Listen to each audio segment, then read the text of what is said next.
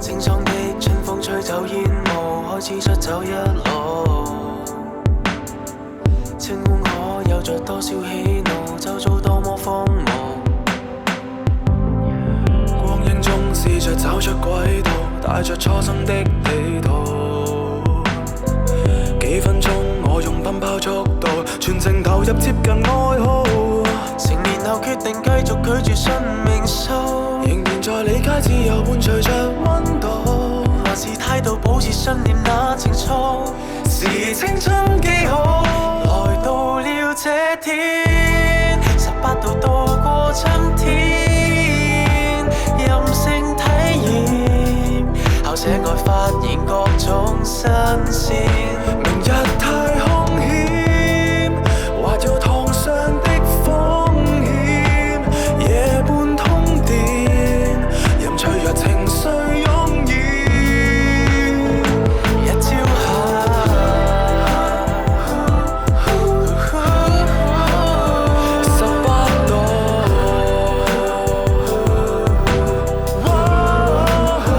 順水走。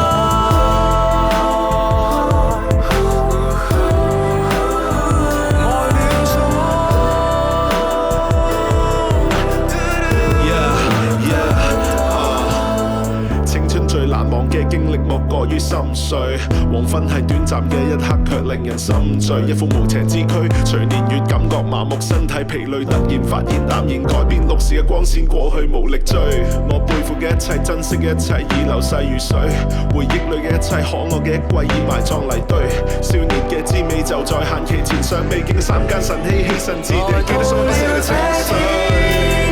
18度度過春天，任性體驗，校舍外發現各種新鮮。